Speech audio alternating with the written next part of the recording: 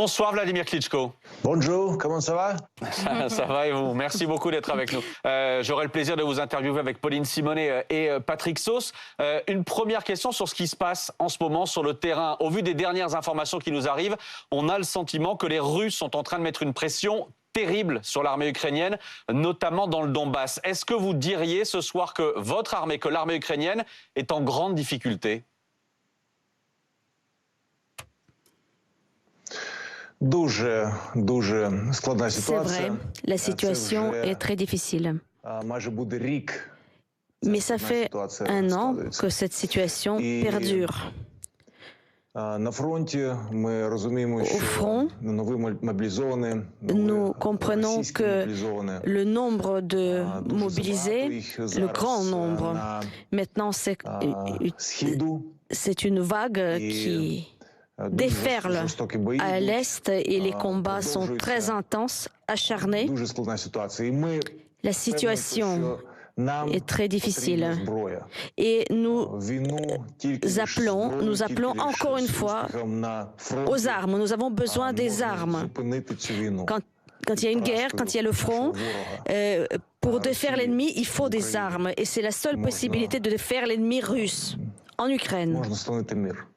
Et c'est la seule voie vers la paix, la seule. Monsieur Klitschko, à quoi vous attribuez ces récentes avancées justement des Russes autour de Bakhmout, autour de Vuhledar? Est-ce que c'est un déséquilibre en termes humains, en termes d'hommes? Vous parliez des mobilisés à l'instant. Est-ce que c'est ça qui vous coûte en ce moment, ces défaites sur le terrain?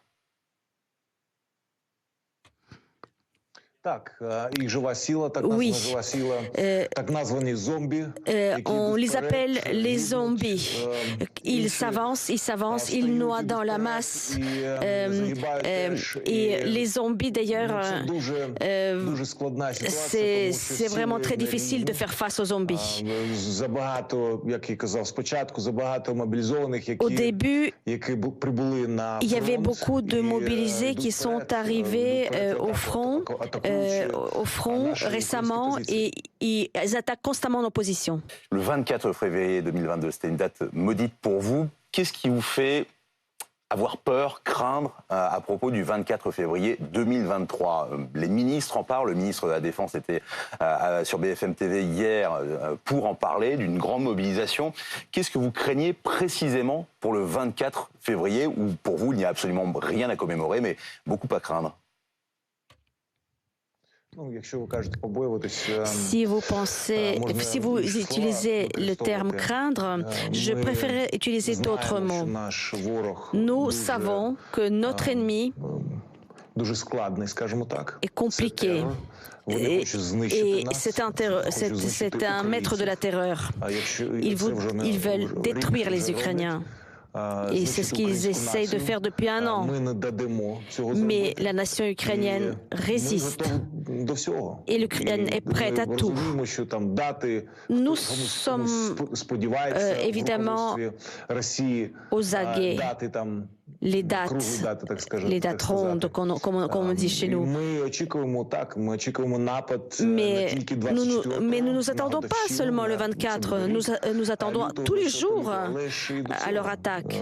On va parler des armes tout de suite, Monsieur Klitschko. Vous en réclamez davantage, des Ukrainiens réclament davantage, et notamment des avions de chasse désormais. Mais vous entendez les réticences côté allemand, côté américain, du côté de Joe Biden par exemple, qui a dit non pour la livraison de F-16 à l'Ukraine. Qu'est-ce que vous dites par exemple à Joe Biden?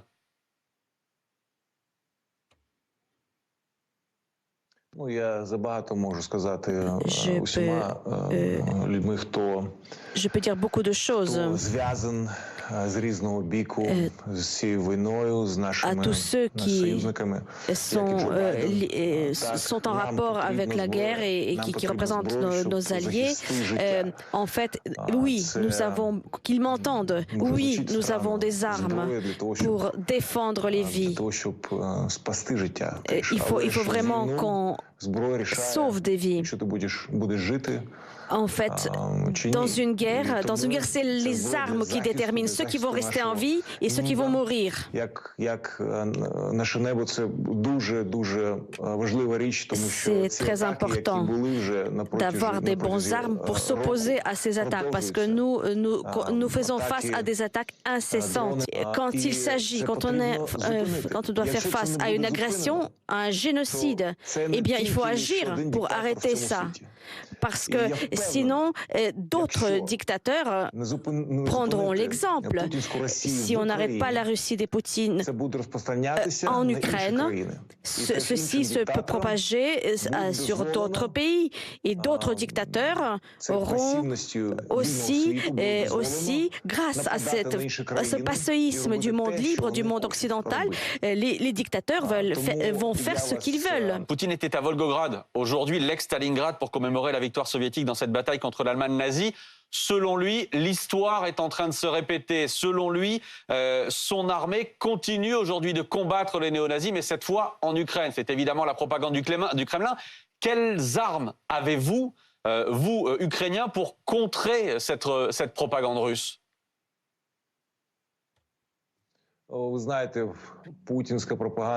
La propagande de Poutine, c'est un tel mensonge. C'est inimaginable comment on peut vraiment rentrer dans les cerveaux des Russes autant de mensonges. Mais ça marche. Et quand on voit que vraiment les mobilisés, ils vont combattre les néo-nazis, et ensuite ils voient les réalités du terrain, ils sont quand même confrontés à une autre réalité. Vladimir Klitschko, j'ai encore une question. On sait l'incroyable champion de boxe que vous avez été, champion du monde 2 fois, champion d'Europe, champion olympique. On est à un peu plus d'un an des Jeux Olympiques de Paris et vous ne supportez pas l'idée que des athlètes russes soient présents. Qu'est-ce que vous demandez concrètement ce soir au Comité international olympique ? Malheureusement, il y aura aussi un autre champion olympique qui ne pourra pas, celui-ci ukrainien, ne pourra pas participer en 2024 parce que l'armée russe l'a tué hier. Donc, on ne peut pas, le pays qui est en guerre, qui tue, on ne peut pas laisser les sportifs participer dans les Jeux olympiques. Ce serait une grande erreur, grave erreur. Merci. Vladimir Klitschko d'avoir été en direct, avoir été avec nous sur BFM TV. Merci à vous.